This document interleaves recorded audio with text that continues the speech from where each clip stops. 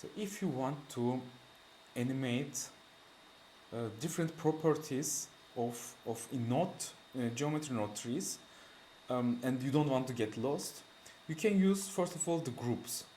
Groups are very handy things, very practical things, which you can create by selecting things and making selecting nodes and control G. You can group them, and you can ungroup them by using control alt G to close a group. Control alt and G. No? Sorry, I go out and then you can control alt G. You can enter the group by selecting the group and pressing tab key, and with another tab key you can go out, and you can have also options of connecting different attributes or numbers, values inside the geometry inside the group to the group input node, that you can call them from outside of the group. So in this case, I have like my sinus wave, sinus movement, and this is like the sinus movement. And sinus movement has two. You can use a multiplication before and after to change the. If you have another one from outside, you can change the amplitude. So how far how far it is going. So like if I do this, so it's going super far. And if I make it just like 2, it's just like stays here. This is the amplitude, the distance it travels for back and forth. And this is called the amplitude. And the other one is the frequency, which is how fast it is moving. So it is like this. So if I make it really like 120, then this is like almost blinking. It's so fast, moving so fast. It's like more than our frame rate of the screen. So it looks like very strange. And I can connect these two to the group input and regulate them from outside. And I can the practical thing by the group is I can have multiple copies of the group. They have the same inside. They are looking the same. If I change here something, for example, I'll delete this to avoid confusions. For example, I can also add another thing to the sinus wave movement, which is like an addition. It's also a math node. Addition node. This is the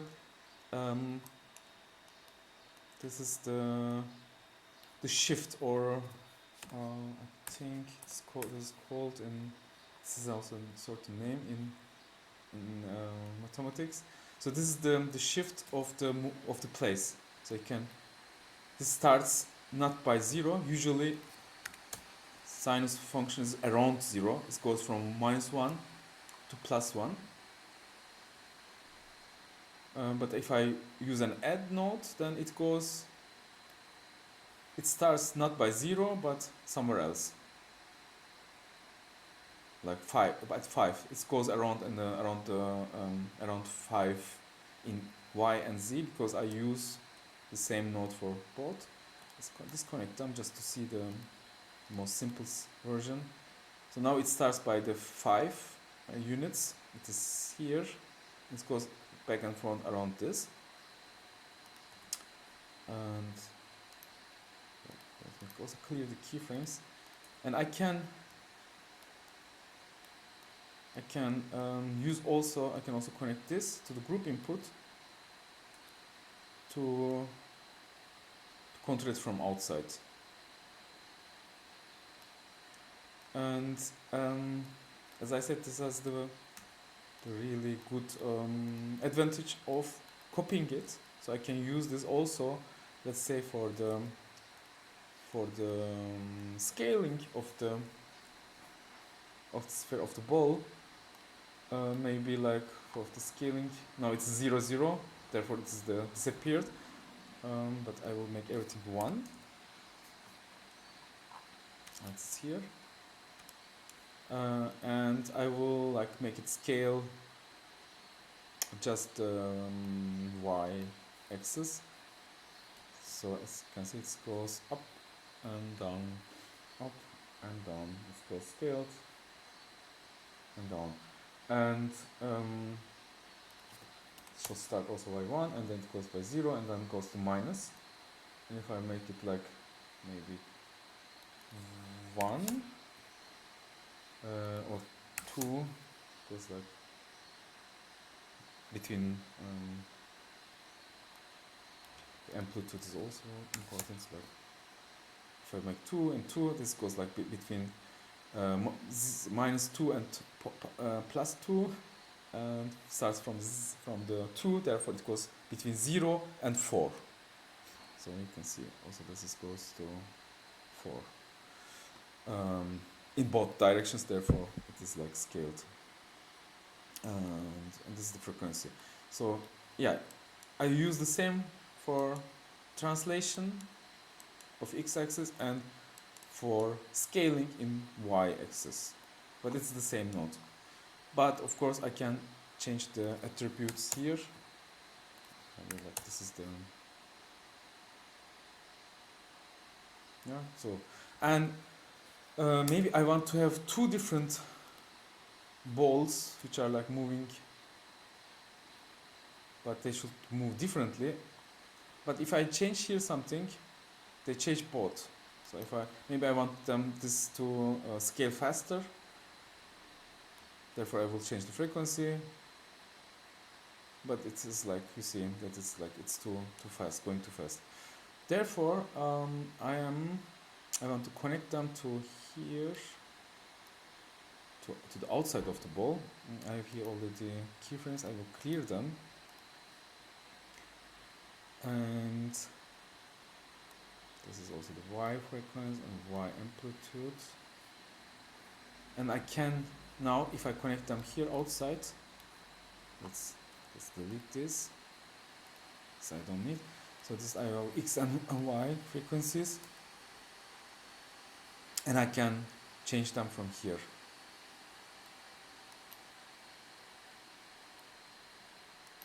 Like doing this.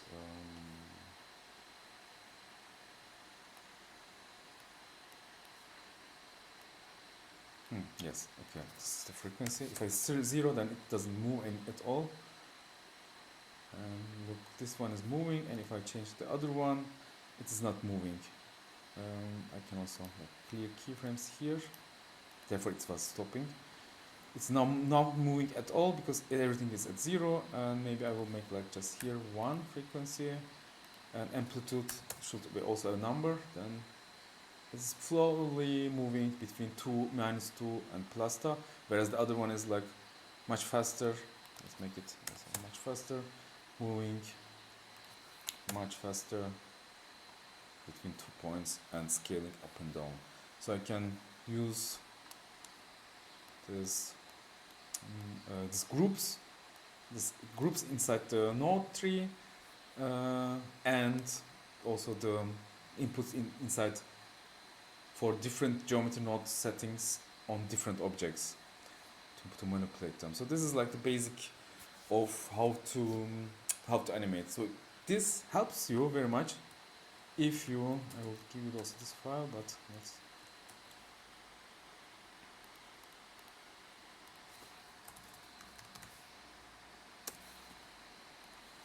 so this helps you much if you have something much more complex like this. Like if you have like multiple movements going on. I have here like one movement of the wave, which is like moving this way. The other one is the wave's frequency and direction. So like this, and the frequency. This is this. The length of it is the all around length of the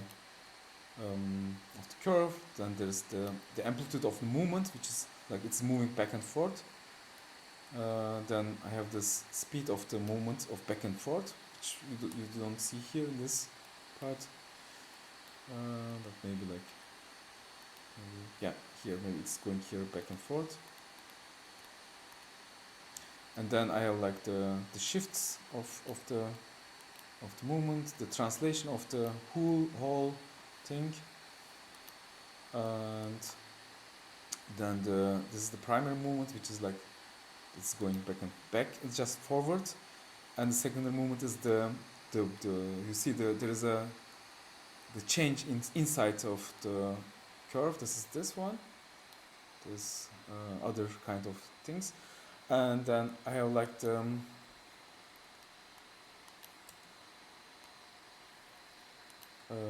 this one, which is like going. There's another movement going on inside the curve. Yeah, here this is this one. There's like there are actually two different movements, two different curves mixing here, and this is like changing this. So I have like really complex tree of nodes, and I can easily animate everything if I could give them really proper names here. Everything from one panel, and I just go then. If I'm finished with this, then I don't need to check the node tree, and I'm just like, okay, I can animate here and check here and change everything. So I can also this one, yeah, this count of things. Yeah, exactly. So it makes much easier to control all the animation parts with this group inputs and group outputs.